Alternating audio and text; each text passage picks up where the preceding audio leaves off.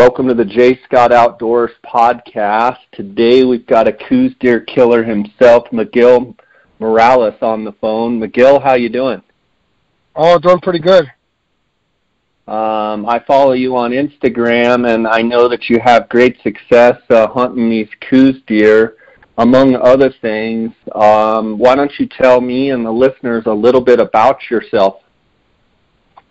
Well, I live in Nogales, Arizona, and I've been down here basically all of my life, except for the time that I was in the military. I was in the Marine Corps for about 5 years, and then came back and just currently doing a lot of chasing of the whitetails lately. I've been bow hunting since probably '99, and it's just been a quest to kind of perfect the strategy. Really, that's. I don't really do much else. I don't do a lot of golf. I don't do any other. I just mainly hunt, and I usually hunt for big game. That's pretty much all I do. So, that's your passion. So you live in Nogales, Arizona, and for those listeners out there that are not familiar with Arizona, explain to them geographically and a little bit about Nogales, Arizona, and where it is in relation to the Mexican border and what have you. We are exactly right on the border. I mean, we are about 60 miles south of Tucson, and it's one of the bigger ports of entry. And mainly this is like a produce type town that, they use this as a gateway for a lot of the produce that comes up from Mexico, and that's a large portion of the business here. So we're right on the border. As a matter of fact, a lot of times when I'm glassing, I can see the border from where I'm at, and it's a pretty decent area. I mean, obviously people. If you're not from a small town, that's what it basically is. It's a small town. So Miguel, obviously, there's been lots of shows and lots of stuff in the news with illegal immigration and lots of drug trafficking and stuff going through, obviously through that area for many, many years. As someone, did you grow up in Nogales? Yes.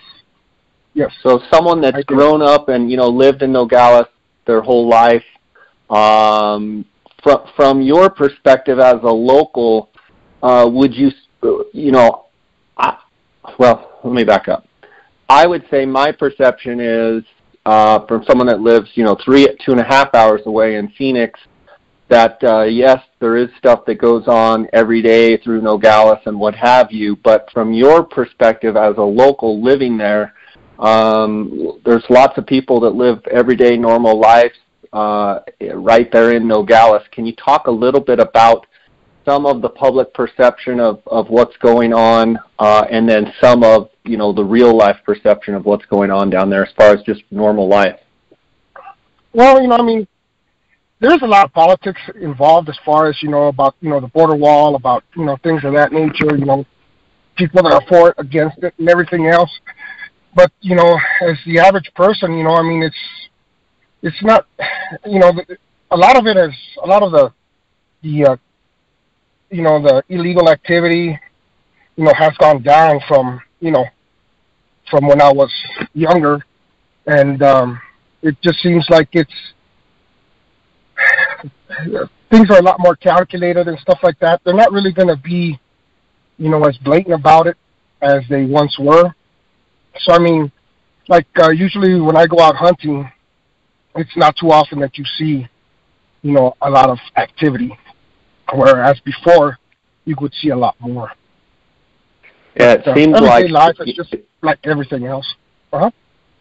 Seemed like 10 or 15 years ago, I mean, any of those units you hunted right there on the border, I mean, you would literally see hundreds of people coming and carrying all sorts of things, and it just seems like, in my opinion, it kind of took a long time for the mainstream media to kind of pick up on that, and then it's almost like they've gone overboard and I don't want to mitigate. I don't want to like minimize some of the issues that got going on there. But from a hunting standpoint, it sure seems like you hear a lot less reports of any confrontations or people actually seeing, traffic, coming across the border. It's way less than it was 10 or 15 years ago. Would you agree with that? Oh, yes, definitely. How much of that is due to the huge presence of Border Patrol all along the border there in Arizona? I think the large presence of Border Patrol does help that situation, and like I said, I mean, the South Side kind of understands that the more people see them, they're going to get called in, so they don't try and make their presence known. It's been a big change from 10, 15 years ago. Yeah. Let's dive into talking about your passion, which is Coues deer, and talk a little bit about your perception growing up in Nogales, the Coues deer hunting when you were, say, a kid, compared to the last 5, 6, 7, 8 years. From a deer number standpoint, do you think there's any difference in deer numbers, in deer quality as far as finding good bucks? Do you think it's better or worse? Talk a little bit about those two aspects of hunting right there on the Arizona border. Well, excuse me. During that time frame, during the time that I've been hunting, I remember when I first started hunting back about 15 years ago, with a bow. During that January time frame, we'd see a lot of big bucks, both mule deer and whitetail. And but it just, back then, barely had, there was barely such a thing as a rangefinder back then. So it was very challenging to try and get close to them, and there's a steep learning curve. But now there's I think it's easier to find the big bucks because of the optics that we have and things of that nature that really help out being able to pick them out. I think there's always going to be a change in habitat that they prefer. They kind of move around a little bit. Sometimes where I used to see whitetails before, now I see mule deer, and vice versa. And some of them have gone full circle where it's back to whitetail again. So it just kind of, I think that you're always going to find good bucks. I don't think that the heyday is gone, but I think it also has to do a lot with the rain. It has to do a lot with actually how much growth, as far as everything else is concerned. I mean, if you hunt the general hunts, I think you're hard pressed to find a deer, and that was the case back when I first started hunting, during the general seasons. But during Miguel, would you go ahead? Mm-hmm. Would you say most of your go ahead. I'm sorry. Would you say most of your hunting is archery hunting now? And if you say yes, most of my hunting is archery hunting. How much of your time is spent, in the velvet season, in the August, September time frame, and how much is, in the December, January time frame? Or is it that you buy a tag for that year and you hunt until you kill your buck? I hunt until I kill my buck, and I've been pretty fortunate, for the last, 7 years. I've only gotten one time to go into the velvet season, and but every other year has been pretty much in January.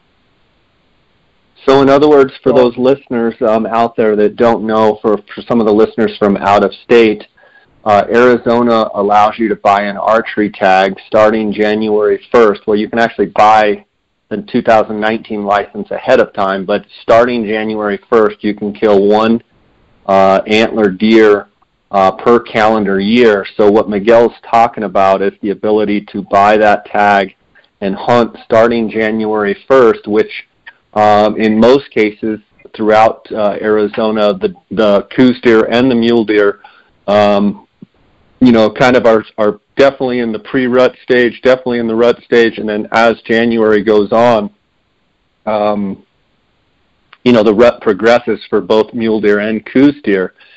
And then if you hunt the whole month of January from the 1st to the 31st and you don't harvest, that tag is still good when the season rolls around in August.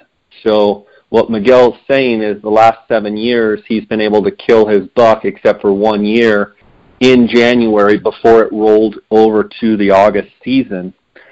One question I would have for you, Miguel, is with your success, let's talk a little bit about your success of 7 years.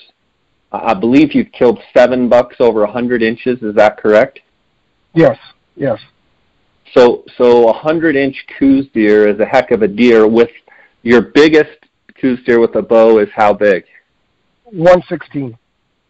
Okay, so gross. 7 of them over 100, with the biggest being 116 gross.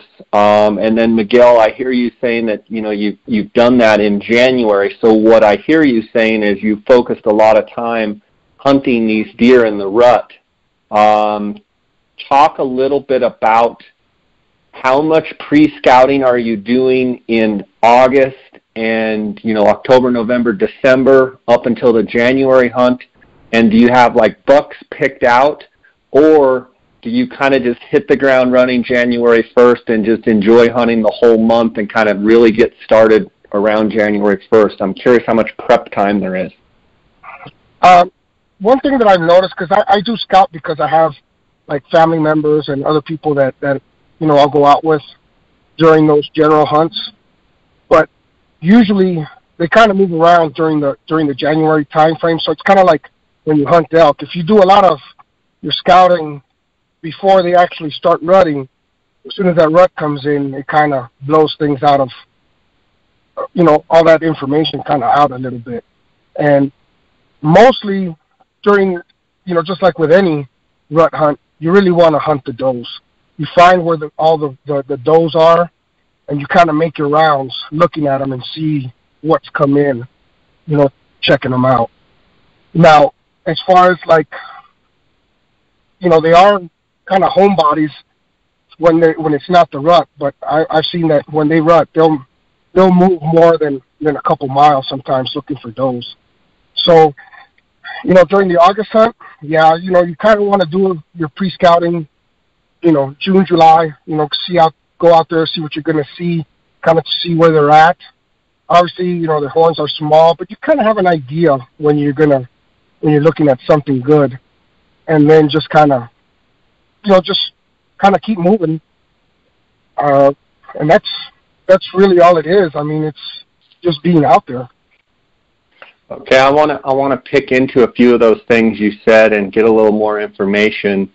So from what I hear you saying, you're saying that the bucks in January are kind of moved into, rut zones and rutting areas where does are, and the same bucks that, on the October and November and December hunts that you're out with friends or family or what have you, you're saying that you have different pockets that you hunt during the rut with the bow, and what I hear you saying is you keep moving. So do I hear you correctly in that you have areas that you like to go check those does, and if you don't see a buck that you want to chase, do you then move, check another area of does, and just keep kind of bouncing around until you find a buck to hunt? Is that your strategy?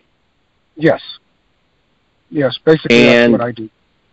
Okay, and so and just to be clear, like the areas that you hunt in October, November, and December, when you're doing that, are you specifically keeping track of areas that you see large amounts of does, and then maybe areas where all you see is bucks? And to take that a step further, would you then, in the back of your mind, with people listening, they can kind of see how you're trying to think it out, and that's, you've got doe areas and you've got buck areas. During the rut, you do not want to go to the buck areas. You actually want to go to the doe areas. Is that correct? Right. Exactly. And Miguel, have you been able to, well, I'll get into that in a second. Let me ask you a couple questions. Obviously, you live in Nogales. What are some of the units? I'm not looking for your spots or your honey holes or anything, but what are the units for the listeners that aren't familiar with that area? The 36s, the 34s, like what are the areas that are kind of around you? You'll have, like, I'll go, I'll hunt 35A, 35B, 34A, 36A, B, and C. I mean, I've gone as, far up as 33.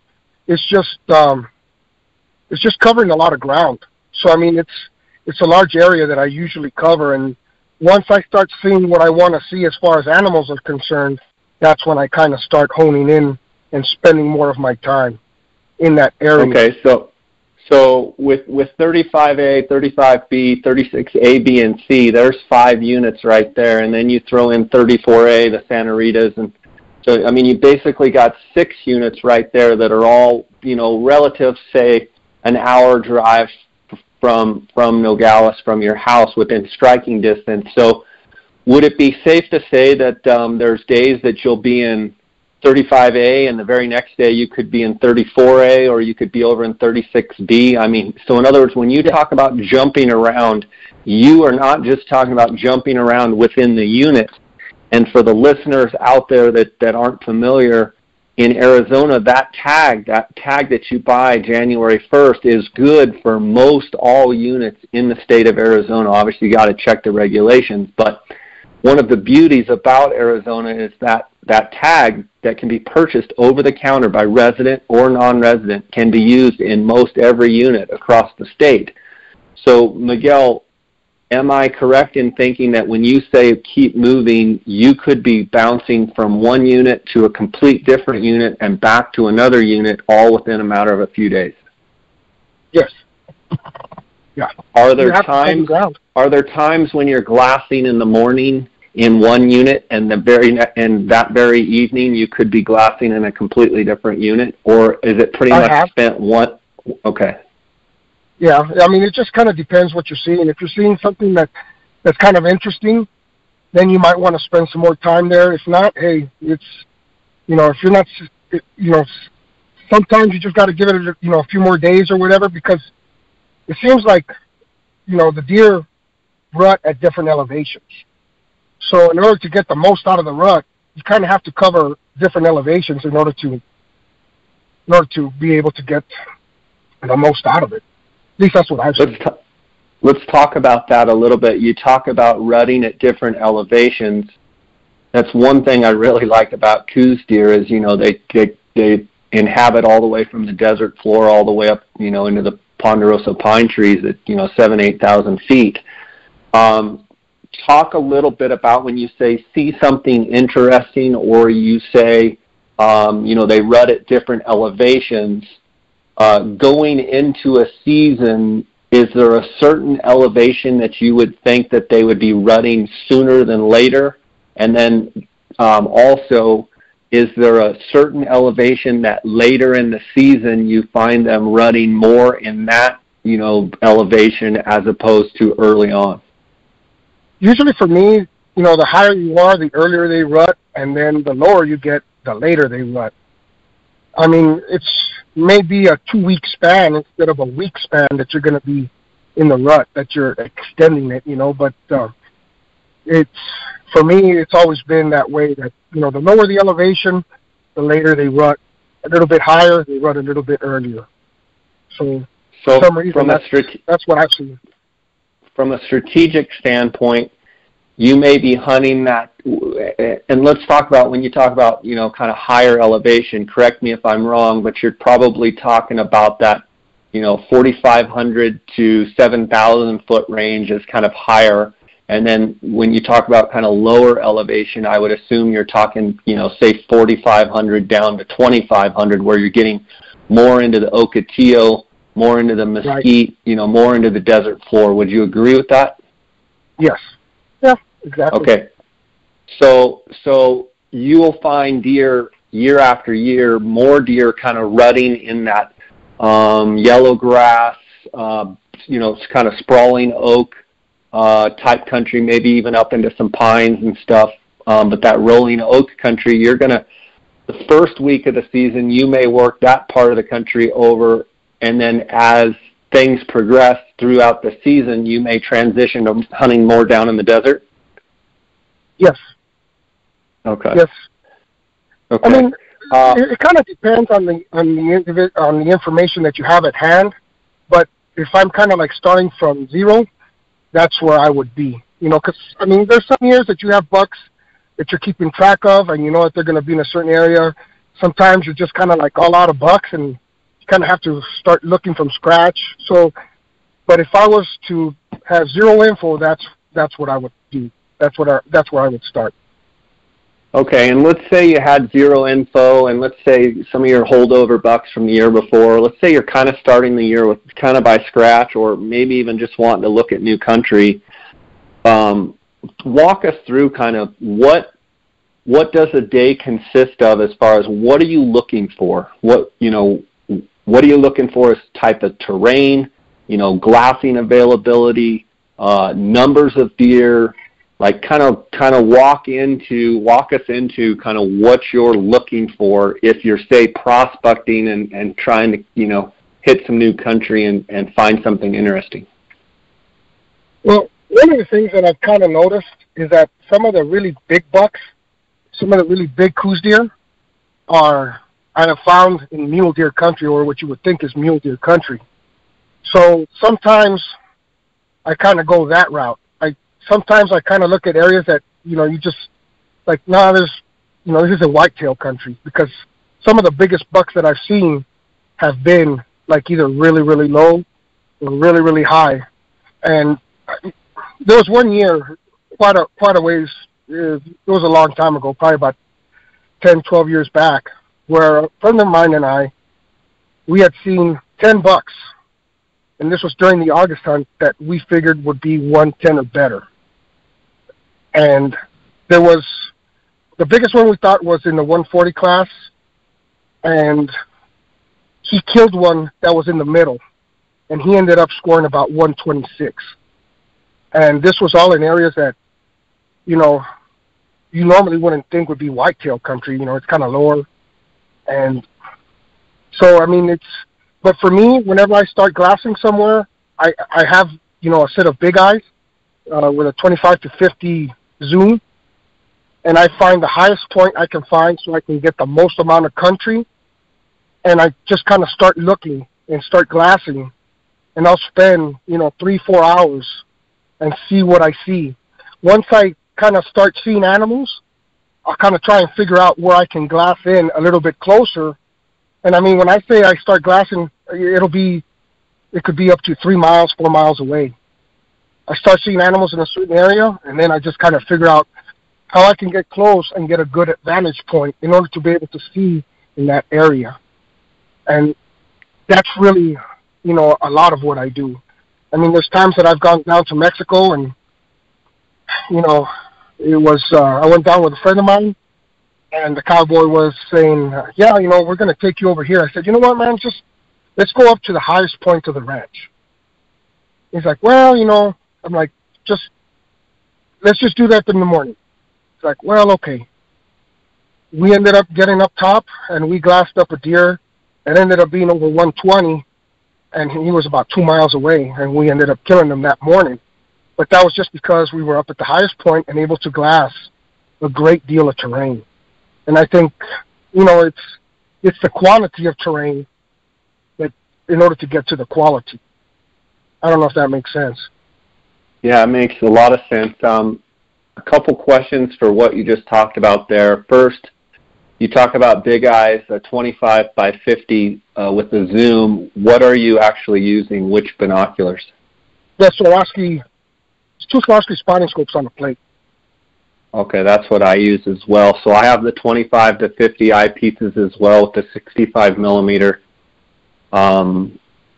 objective lens, and the ocular is 25 by 50. So it sounds like we have the same setup. Yeah. What I just heard you saying is, well, let me back up. What we're talking about right here is a little bit more advanced in guys that are trying to find bucks 100 inches or better. Obviously, you've shot 7 over 100. I would assume every year now you're trying to find that one buck. Obviously, you're trying to find as many bucks as you can, but you're looking for one buck to go hunt that's over 100 inches.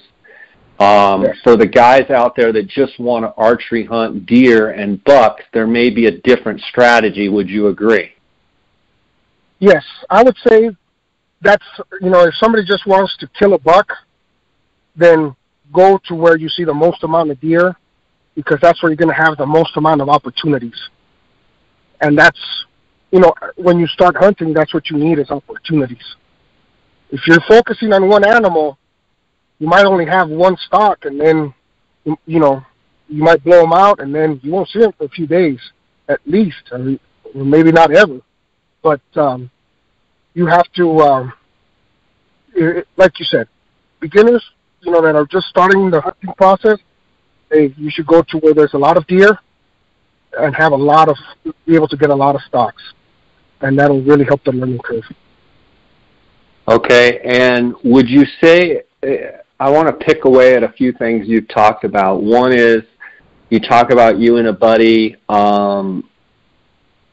finding a 126-inch deer, and you talk about some of the biggest Coues deer that you've found have been in what you would think would be mule deer type areas, either low or high. For the listeners out there that maybe aren't familiar with Arizona, there's kind of an interesting phenomenon in that mule deer kind of are like, 2,500 feet and lower, and then they seem to be at like 6,500 feet and higher. But they don't seem to inhabit kind of that middle range. And I think a lot of it has to do with the habitat and the terrain and the vegetation. But I didn't want any confusion out there, because mule deer, it's funny, they're either down low or up high. And then Coues deer typically are in the middle, but they do overlap all three, down low, in the middle, and up high. But what I hear you saying, Miguel, is that when you're looking for bigger Coues deer, you tend to find them not in those middle areas. You tend to find them more in the fringe Coues deer areas, either down low or up high. Is that correct? Correct.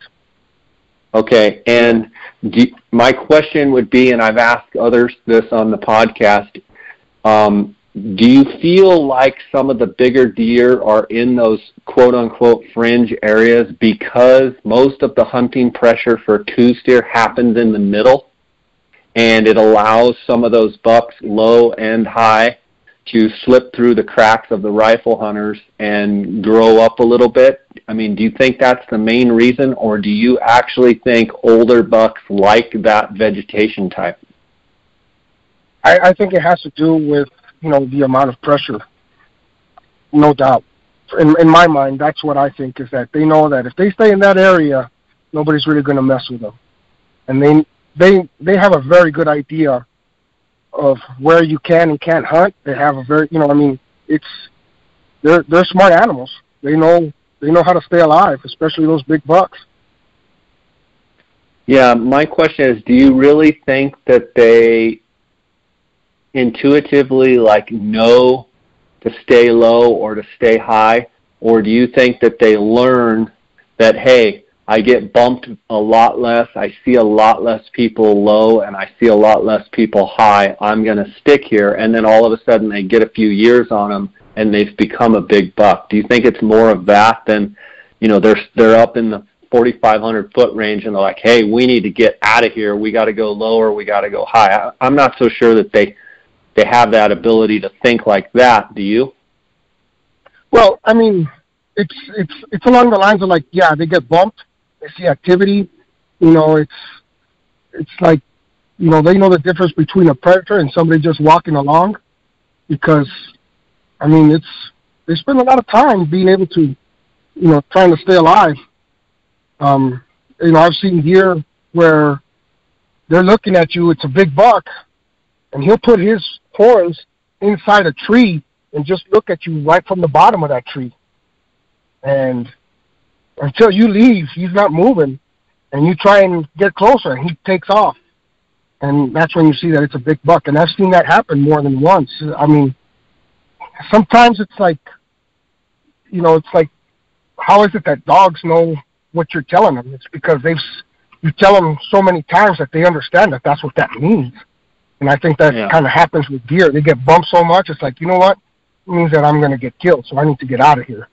And once they stop getting bumped, and once, you know, they start seeing that things are okay, then that's when they kind of settle into that area, into that zone.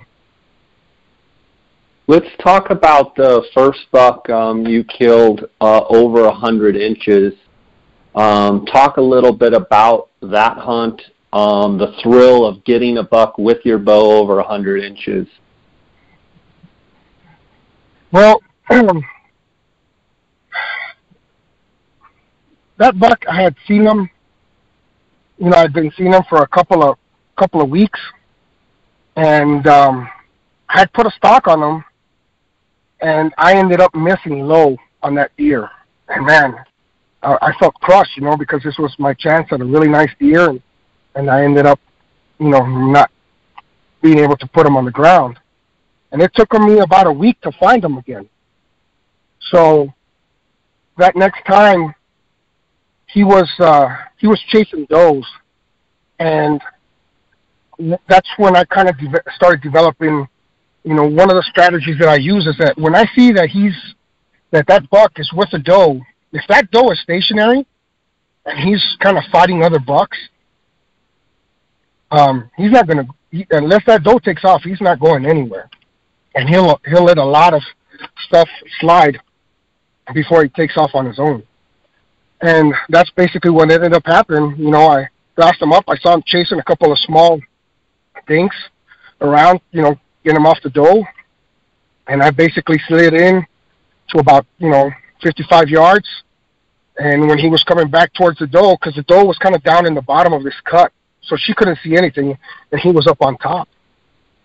And basically, he was kind of walking back and kind of started, you know, raking a tree. And, you know, I ranged him, you know, kind of held my breath, let it out, drew back, and let the arrow go. And he went down, you know, basically within sight. And I just couldn't believe it, you know. I mean, it's one of those things where there's not a lot of people that have done it. I guess it's easier to see now with social media and stuff like that, but still, I was pretty happy, you know. I was ecstatic. For sure. I mean, that's an awesome feat. Any buck over 100 inches is an awesome feat, none less getting them with a bow. Would you say that strategy that you just talked about, where you witness a buck being preoccupied with a couple other bucks, chasing off other bucks, the doe's just feeding, she's, you know, tired of him chasing her around, she's trying to get a little bit of peace and quiet, she kind of is just feeding around stationary. If you can keep your eye on that doe and slip in there, is that one of your best tactics to, like, get in tight and then just wait, not press too much, but hope that you can, you know, close into that 50-yard range and kind of just wait and see what happens? He'll either come back to the doe and push her by you, or, I mean, is that one of your main strategies? Yes. Basically, any time that I do a spot and stock type of deal, and most of these bucks that I've killed are, if you look at the dates, they're within that you know, 19th, 20th through the 25th, 26th. They're all pretty much during those days. And that's because that's when they're kind of tending those does and trying to make sure that no other bucks gets in there. And yeah, that's one of my top strategies. And even when it's not during the actual hunt, during the rut hunt, you know, I try and get within comfortable archery distance, and then I just sit and kind of wait. I mean, you know, after doing this for such a long time, you have a really good idea when it is a good stock and when it's a 50-50 chance. And if it's a 50-50 chance, I'd rather not take it because of the wind and stuff like that. You know, if you know that it's early in the morning before the wind changes and stuff like that, I kind of hold off until afterwards. And then that they're going to sit there. If they sit there for 4 hours, that pretty soon they're going to get up and they're going to have to stretch. And that the sun kind of hits them and they're not going to be comfortable. And that's kind of in the other situation, that's kind of what I'm looking for in order to be able to put an arrow in them. You gotta let the animal make the last move. So in other words, you're kind of passive in that you definitely don't stalk every buck you see. You don't go after them every time you see them. You kind of use time to use the high probability and high chance. Try and strike at the highest probability, and if it's not over a 50% chance, then you hold off. And you do that because you don't want to blow them out, because don't you feel like when you blow them out, then your chances of getting back on them, you may take you 3 or 4 or 5 days to find the buck again. Exactly. Yeah. I mean, especially those bigger bucks, they feel pressure, they're going to move. And then, sometimes you'll find them, but you'll find them, a mile or two in another area. And that's what you try and avoid. You try and avoid educating them, because if not, that can cost you that buck. Is there specific bucks that you can think of that you've actually sat on and watched over and over and over and not stalked them, and then finally he was in the right spot, or the situation was right where you went? Is there any one of those 7 bucks that you've killed that you would say, yeah, I watched them multiple days and didn't even go after them? That first buck, I kind of watched them, and I watched him for a few days. I think, let's see, there's one with a big main beam. He ended up scoring like 109, and I watched him for a long time. I watched him for even weeks at a time. A week would go by and not put a stock on him just because it just wasn't right. But yeah, I do that a lot. If it's not right, why even go in there? Yeah. Is most of your strategy spot and stalk? Do you do any, sitting in a ground blind at a water hole during the rut and waiting for them? Talk a little bit about that. No, all my strategies, everything that I do is pretty much spot and stalk. The only time I've really used ground blind has been on an antelope hunt, man. And I have killed one deer at the, kind of like when I first started bow hunting. I ended up killing one deer off of a water hole, but that's pretty much it. Sometimes I think that I'd rather do the spot and stalk thing because I know what I'm going after, instead of, you're sitting at the water hole and hoping something comes in. Sure. Maybe I don't have the right patience for that, but I can look at a deer and if it's not right, I'll hold off. Okay, good stuff. If sitting water is not your strategy that you prefer to hunt, for those out there listening that would like to sit water, can you give any advice as far as timing during that January season when you feel it would be, better to sit water than spot and stalk? And I'm talking mainly people that are just trying to kill bucks and have success. Any tips that you could give as far as, early in the season, middle of the season, late in the season, as far as sitting water, any tips there you could give that, obviously you don't do it, but you probably, from as much monitoring deer that you've had, you probably have a pretty good sense of some ideas for people. Well, the main thing is that midday time frame, especially if they're running around. Sometimes they'll go to water if it's available.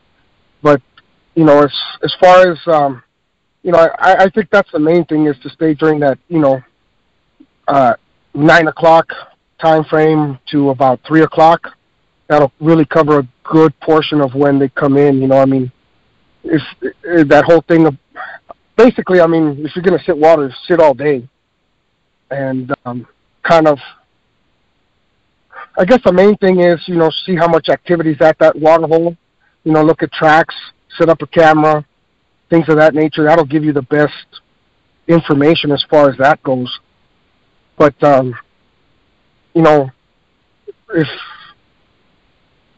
during the first part of January, they're still not really too in tune with, with chasing does, so they're probably still kind of in their regular patterns.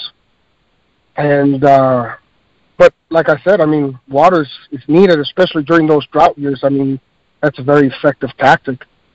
And like I said, midday is a really good time frame. Miguel, if you had to pick, you've obviously enjoyed spot and stock. You obviously enjoy hunting in January, and you've gotten really good at it. If you had to pick a 10-day window, year in and year out, like these were the only 10 days that I would, I'm the authority and I can only give you 10 days to hunt, Miguel. What 10 days would you say, Jay, I'm going to be in the field this day to this day? Probably the 19th, 19th, 20th to the end of the month, time frame, last part of the month.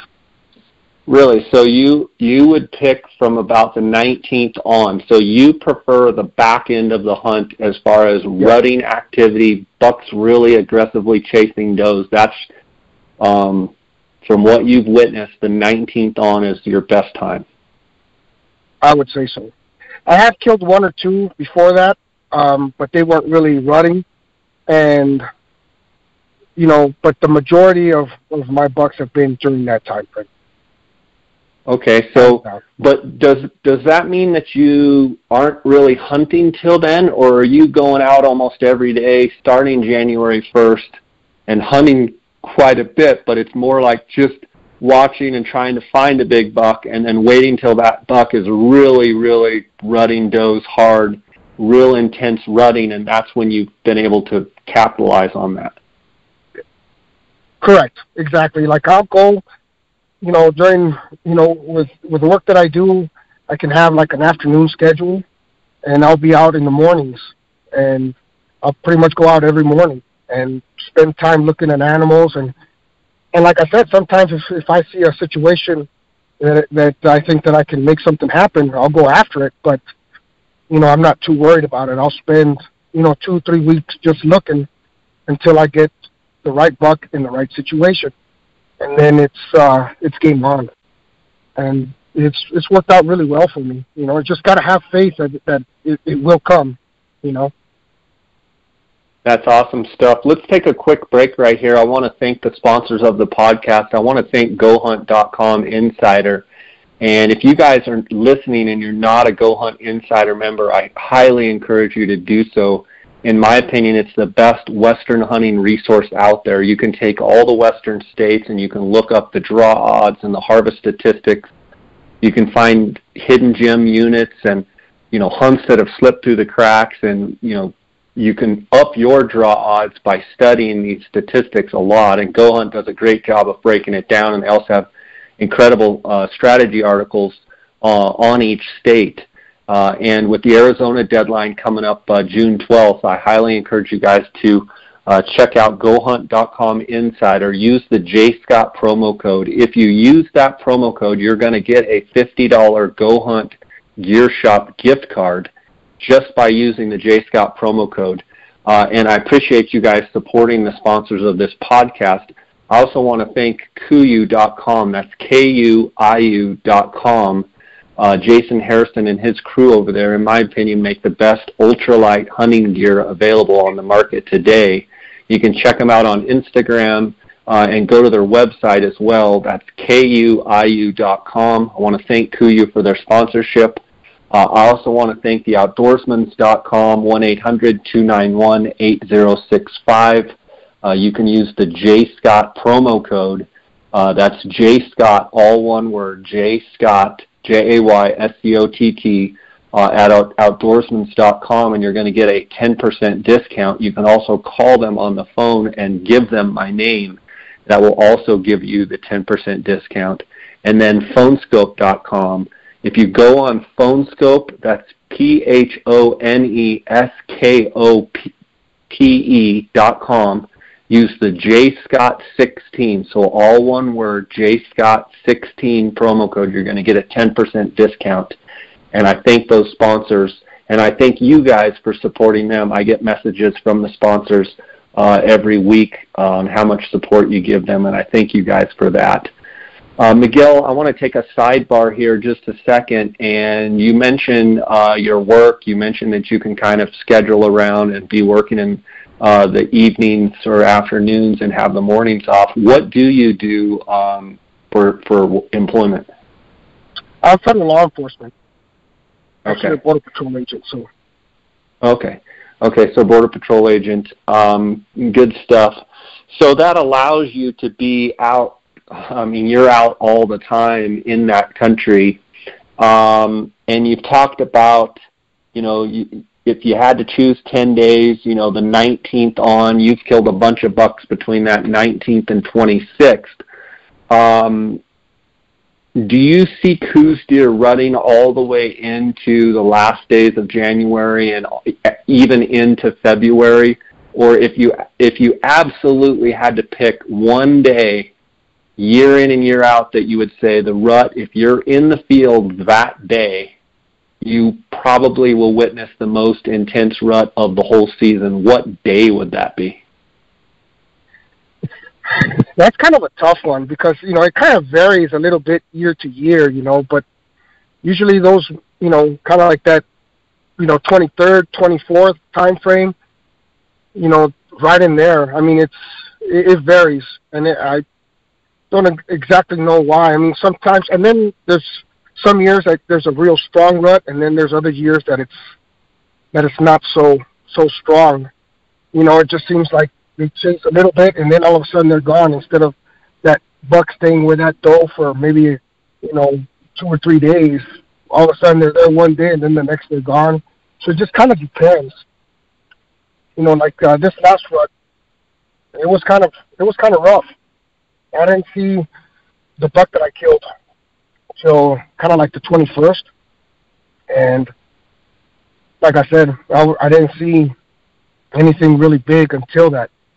And I really don't know exactly what's been happening, but it seems like these past couple of years hasn't been as strong as other years.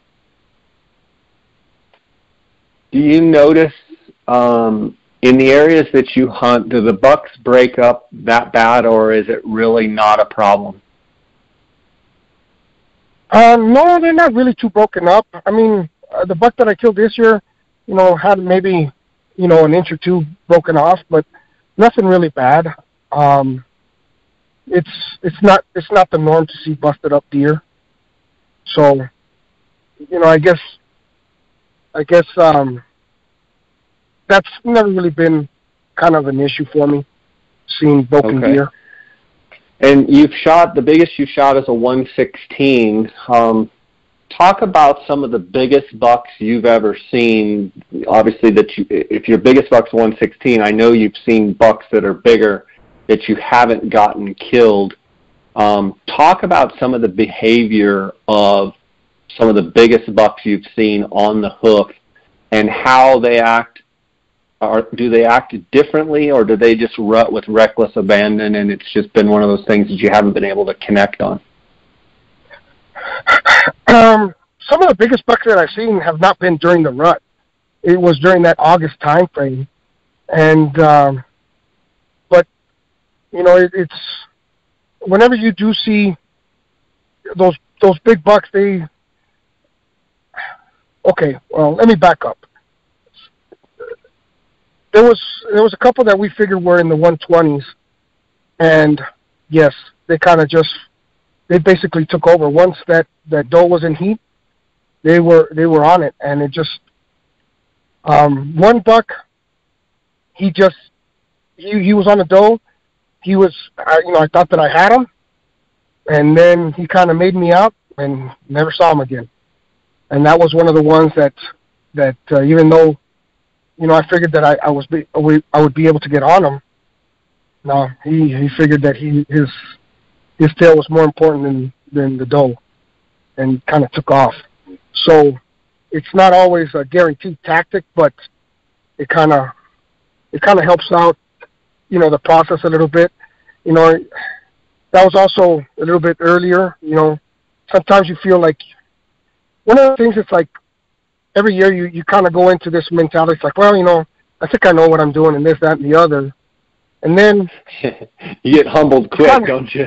Yeah, you get slapped in the face and you say, "Hey, still a rookie, man.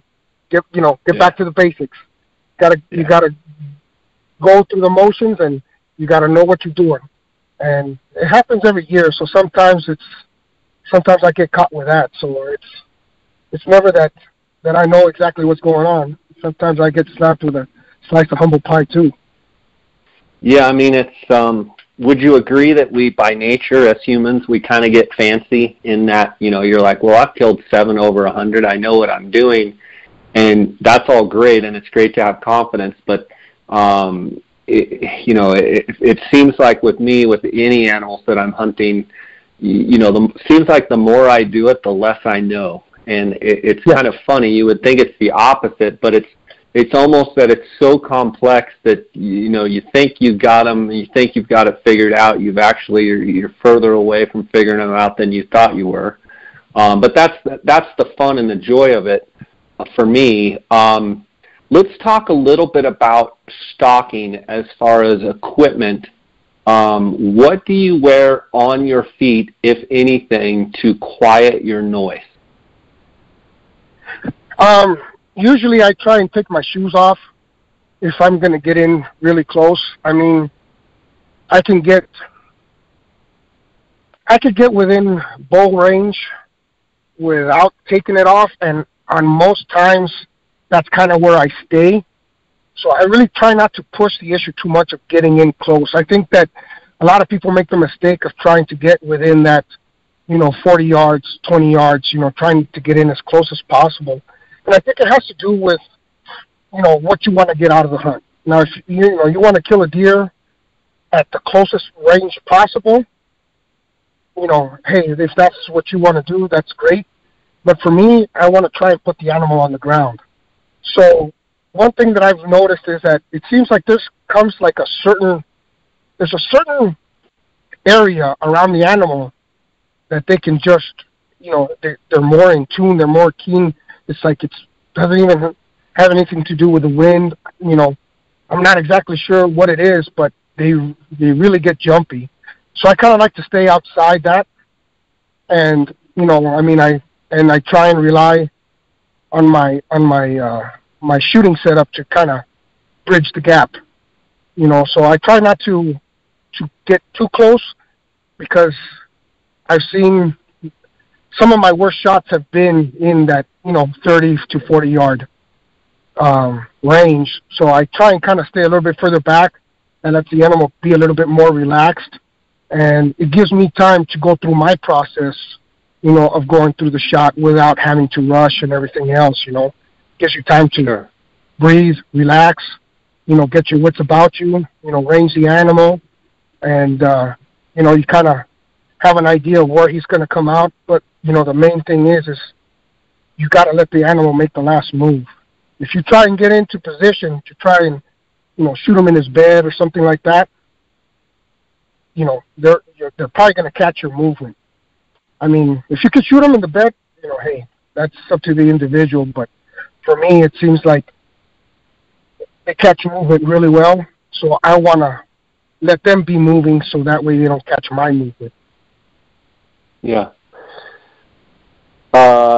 How much does being successful at archery Coues deer hunting, how much of it is being a really good shot? I assume most good Coues deer hunters, archery Coues deer hunters I know, are very good shots with your bow. Talk a little bit about that. Do you feel like you're a very good shot, or just a nice, good average shooter? I mean, what's your skill set with archery? I think I do pretty well. There's a lot of time that I spend on my archery equipment, a lot of time that I spend on my arrows. I haven't had anybody touch my bow in a long, long time. I do all my own tuning. I do all my own arrows. I go through, nitpick everything. I mean, most of my arrows weigh within a grain. The thing is that whenever I take a shot, I know in my head, it's like, okay, this deer is screwed. And when you say, so I mean, when you pull the trigger, you know pretty much you're going to kill that deer. I don't have a doubt in my mind that I'm going to. There's 100% shot. It's a 100% chance that I'm going to kill him if I'm going to release an arrow. That is my thought. Nice. Good. If you're kind of like thinking about it, it's like, oh well, that's there's a lot of wind. It's like, then you know what? Just hold off. Talk about your specific setup, your grain arrows, broadheads, length of arrow. Talk about, some of the specifics, draw weight, draw length. Talk about that as it relates to Coues deer hunting. Well, I shoot the same setup for everything. If I go hunt antelope, if I go hunt elk, if I go hunt Coues deer, if I go hunt javelina, it's all the same thing. And I'm a firm believer that if you shoot the same arrow setup at the same speed all the time, that just makes for less complications in your head later on. Right now I'm shooting a Hoyt Carbon Defiant 34. It's set up at 80 pounds, 29-inch draw length. I shoot a 493 grain arrow. It's the gold tip pierced platinums. And I also put like 20 grain weight in the back. I shoot a 125 grain Grim Reaper broadhead. I shoot a 4-fletch. My setup is set up for longer range shooting. I have like a 15-inch stabilizer on the front. I got a 10-inch stabilizer to the back. I have it weighted to where as soon as I draw back, I can close my eyes, draw my bow back, and the bubble level will be perfect. I mean, I spend a lot of time working on my equipment, and I think it's really important to be able to, when you have a shot, be able to make it count, because it doesn't do any good to get within range and everything else if you can't put it together. It's one of the main staples of my archery game, of my bow hunting, is to be able to make the shot. So for sure. I want to ask you a couple questions about the units down there, and talking in generalities. You mentioned 35A, 35B, and the 36A, B, and C. Out of those 5, which do you feel is the highest density and most opportunity for Coues deer hunters, and which unit would be the lowest density and probably the hardest unit for archery hunters to hunt? The thing is that it just kind of depends. Usually in the 35A and B, it's kind of thicker, and there's less areas that I kind of go glass in those areas. But it just kind of depends on what the person wants. I mean, if you're going to be archery hunting and you're going to, the 36s, they're a little bit more open, got a lot, more opportunity to glass and stuff like that, especially for somebody that's beginning. It lets you kind of practice your glassing skills and everything else. In the 35s, it seems like it's a little bit higher, a little bit thicker, and a little less conducive to glassing. But I think there's a lot of deer wherever you go. It's just a question of finding them. And, if there's more dense vegetation, it might seem like there's less animals, when in fact could be quite a bit. So, okay. I don't know if that kind of answers your question. Yeah. What about mule deer in those 5 units, or even let's throw 34A in there as well, 6 units for mule deer? What unit out of those would you say would be, the best for mule deer, and which unit would probably be the worst for mule deer? Well, probably 35B would be the worst for mule deer, but that's a smaller unit, and it's connected to some, to other units that aren't too bad. I found, thing is, it's kind of hard to say that anyone is a bad unit. I mean, I've seen good bucks, really good bucks in 34A, 35A. I've seen them in all of those units. It just kind of depends on the year. So in your defense a little bit, those units are, even the smaller ones are big units. So it's kind of hard for you to say one's worse or one's better because you've spent so much time down there. You've seen big deer and lots of deer in every unit, and it kind of would you agree it kind of ebbs and flows year after year? Yes. One unit maybe tons of deer, and then maybe a couple years later another unit's on fire with a lot of deer. But exactly. Would you agree that whole southern Arizona region for Coues deer and mule deer, I mean, it's a target-rich environment? Yeah. Yeah, I mean, if you put in your time, you're going to see animals. There's no doubt about it. No doubt. And then I noticed on your Instagram, and for anybody out there listening, go to Big Mo, BIGMO 101. That's Miguel's Instagram handle, Big Mo 101. I noticed you're pretty hard on the javelina as well. Talk about your thoughts of archery javelina from an animal, or from a standpoint of an archer. Is there a better animal out there that you can hone your skills with than a javelina? That's the one reason why I still keep on hunting them, is because it's a good primer for the deer hunt. It's like kind of gets the cobwebs out, and kind of puts an animal on the ground. Little bit of adrenaline, and especially if you get to call them in, it's really neat. They don't see very well. They can smell very well. So as long as the wind is in your face, you're going to get on them. And, you can fool their hearing, a little bit, but you can get away with a lot with them. And it's especially good to, for the beginner. You're kind of doing yourself a disservice if you don't go after the javelina, because it's a pretty good primer for everything else. And the nice thing about it is you can, if there's out-of-staters out there listening and you want to come down and escape some of the cold weather or whatever, where you live in the Midwest or back east or where up in the Northwest, get out of the rain, you can put in ahead of time for a javelina tag in the month of January, and have an archery javelina tag in your pocket, and then come down and hunt over-the-counter deer, and you can hunt them both at the same time. So not to mention, it's just a great time to be in southern Arizona. The weather's, cold in the morning, but usually beautiful during the day, and can range from, Miguel, 55 to, 75 degrees usually in most Januaries, right? And yeah, that's exactly it.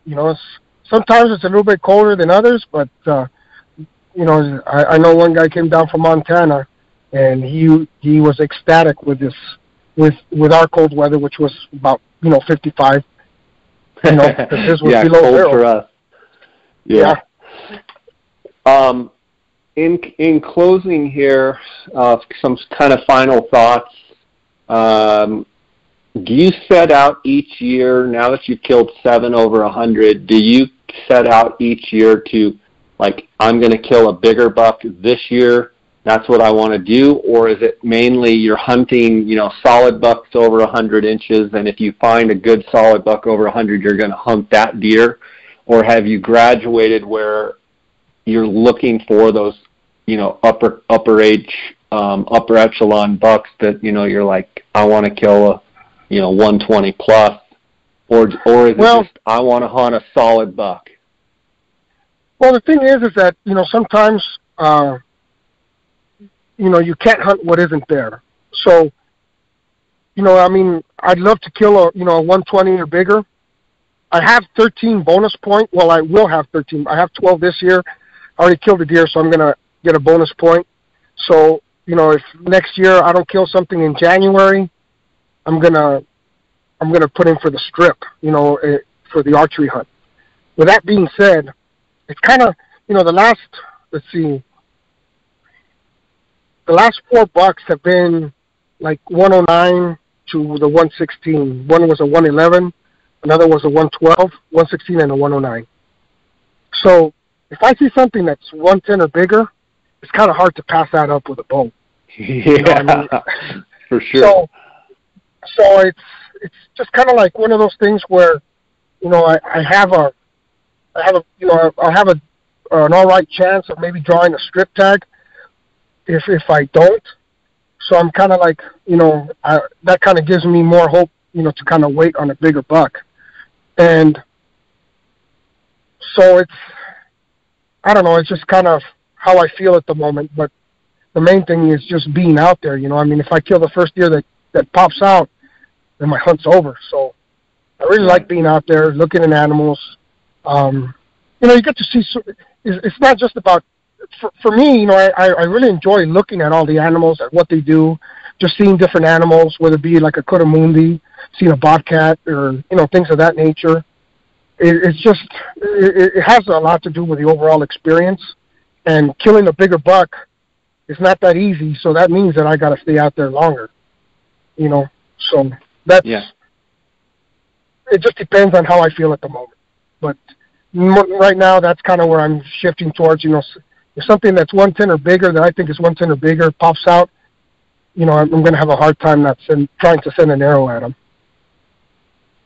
You're right down as well. It's off the subject, but you're right down there in Gould's turkey country, and in the profession you're in, you're probably seeing Gould's turkey all the time. Talk a little bit about the success that those turkeys have had since you've been a kid, when you probably didn't see any, to now, where in most of those units, those 35A, 35B, 34A, there's just all kinds of turkeys. Do you see quite a few of them? I do see quite a few, especially, I ended up having a tag a while back, and what ended up happening was that I ended up getting one. So, it was, you do see quite a few more. I've seen them a lot further in, closer to town. It's like sometimes we'll be cutting a road, looking for sign or whatever, and you'll see the turkey tracks coming down, and you'll see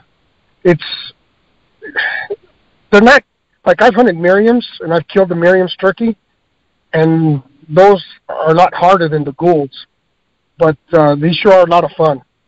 And I ended up, like I said, I killed one a while back. I think it was like 2010, and I've been trying to get a tag again ever since, and game of fish isn't that great to me, so. Well, Miguel, it's been awesome talking to you about Coues deer and hearing your passion for bow hunting, and I'll have to have you on again, and I just appreciate you spending your time, and congratulations on the success that you've had with all your hunting and the different animals you've been able to harvest. And again, I'll link it up in the show notes, but I encourage the listeners to follow Miguel at Big Mo, that's BIGMO 101 on Instagram. And Miguel, thanks for coming on. I want to give you a chance, if you have any final concluding thoughts, to let her rip, or if you've got anything else to say, feel free to do so, and just appreciate your time. Well, thank you very much for having me on. I think the biggest thing is that, people should know is get the best glass you can afford. That's going to give you the most amount of opportunity. If you buy a used bow, or stuff like that, glass is number one, because if you can't see them, you can't get on them. And basically that's my number one tip to whoever asks me. But I thank you very much for your time, and thank you for having me on.